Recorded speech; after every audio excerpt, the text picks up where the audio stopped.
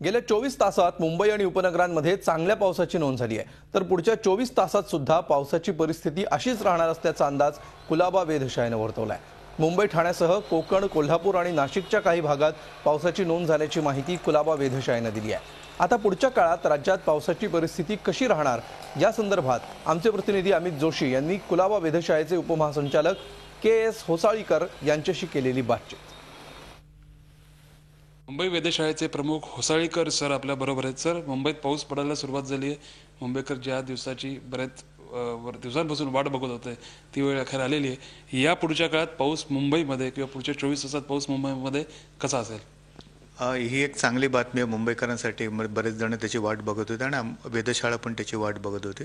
पाऊस चांगल्या पद्धतीने मुंबईमध्ये गेल्या 24 तासामध्ये आम्ही रेकॉर्ड केलेला आहे आणि स्थिती त्याच्यामुळे असं झालं आहे की वातावरणामध्ये फार चांगले बदल झाले। तापमान जे गेल्या आठवड्याभर आपल्याला जो उकाडा सहन करत होता तर मला असं वाटतं की हवेमध्ये चांगला गारवा निर्माण झाला आहे आणि कुलाबा आणि सांताक्रूज दोन्ही वेधशाळेने या पावसाची नोंद घेतली। ह्या पावसाची अशी स्थिती येत्या 24 तासामध्ये पण राहण्याची शक्यता हवामान खात्याने वर्तवलेली आहे आणि मुंबई तसेच उत्तर कोकण, ठाणे, डहाणू आणि दक्षिण कोकणमध्ये सिंधुदुर्ग, वेंगुर्ला, हळणे या ठिकाणी पण पावसाच्या नोंदी झालेल्या आहेत। चांगला पाऊस पडतोय गोवा आणि कोकणच्या भागामध्ये आणि इंटिरियर महाराष्ट्र जर का आपण म्हणाल तर मराठवाड्यामध्ये वगैरे अजून पावसाने जोर धरलेला नाही आहे, पण काही दक्षिण मध्य महाराष्ट्र आणि उत्तर मध्य महाराष्ट्राच्या नाशिक वगैरे आणि खाली कोल्हापूर वगैरे ठिकाणी काही पावसाच्या नोंदी आम्हाला मिळालेल्या आहेत आणि ही एक चांगली परिस्थिती आहे।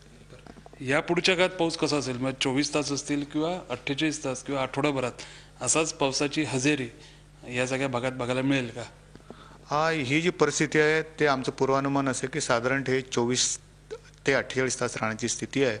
तर याच्या मागोमाग आम्ही मॉनिटर करतो की याच्या मागे एखादी तशा प्रकारची सिस्टम ह्या पावसाला सपोर्ट करणारी जर का निर्माण झाली तर नक्कीच आपल्याला अजून काही दिवस पावसाचा आनंद घेता येईल। पण आता असं सांगता येईल की येत्या 24 तासापर्यंत किंवा मॅक्झिमम 48 तासापर्यंत ही परिस्थिती राहण्याची शक्यता आहे। अनेक भागात पाऊस पोचला नाहीये, त्या भागात काय परिस्थिती असेल आणि असे कुठले भाग आहेत जिथे अजूनही पाऊस अजिबात पडला नाही? पावसाच्या नोंदीप्रमाणे जर का बघितलं तर म्हणजे उत्तर महाराष्ट्र जो आहे आपला, उत्तर मध्य महाराष्ट्राचा जो काही भाग आहे अजूनही तिथे आम्ही पाऊस दाखल झाला आहे असं जाहीर केलेलं नाही आहे, म्हणजे त्या ठिकाणी पाऊस अजून आलेलाच नाही आहे।